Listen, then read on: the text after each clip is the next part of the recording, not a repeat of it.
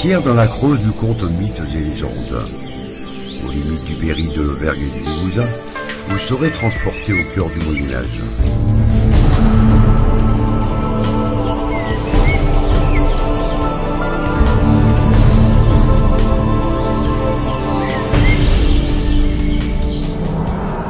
Au détour du chemin, en montant à Sainte-Radegonde, on aperçoit à travers les bois, au niveau de la fontaine, la majestueuse silhouette du pont de Saint-Marien. Il traverse la Tarn sur plus de 100 mètres de long. Situé entre Évaux-les-Bains et Budolière dans la Creuse, le pont suspendu traverse la Tarn non loin de son confluent avec le Cher. Sa construction a été terminée le 4 novembre 1921. Celui-ci remplace une vieille passerelle noyée après l'édification du barrage de Rosebute. Il est au milieu d'une nature sauvage où a vécu Saint-Marien. La chapelle et le cimetière tout proches sont les seuls vestiges d'un village du Moyen-Âge, le châtillon d'Entraigues, qui était encore habité il y a moins de 2 siècles.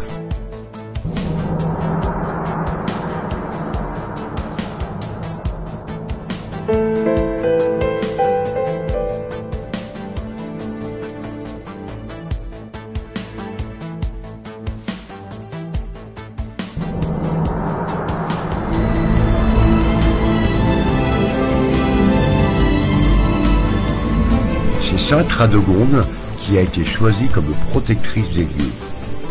La chapelle des 11e et 12e siècles et le cimetière tout proche sont tout ce qui reste d'un village du Moyen-Âge, le châtillon d'Entraigues, qui était encore habité il y a moins de 2 siècles.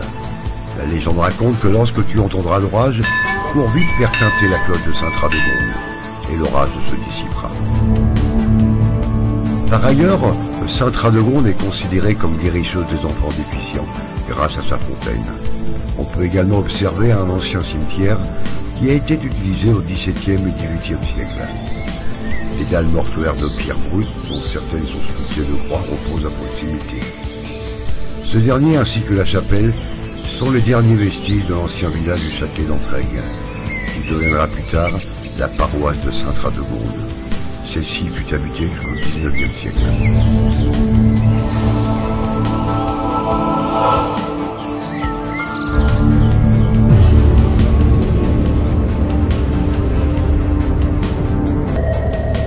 Marien est né vers le milieu du 5e siècle à Bourges.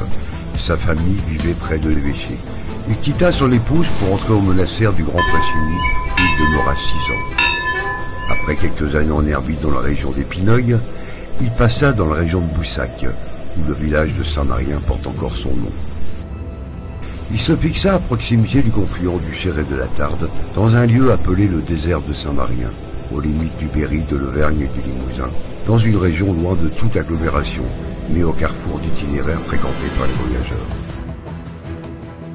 Il devient alors ermite d'Entraigues, un protecteur des Évaux-les-Bains. Très vénéré dans la Combraille et ses alentours pour les nombreux miracles, Saint-Marien serait mort en 513.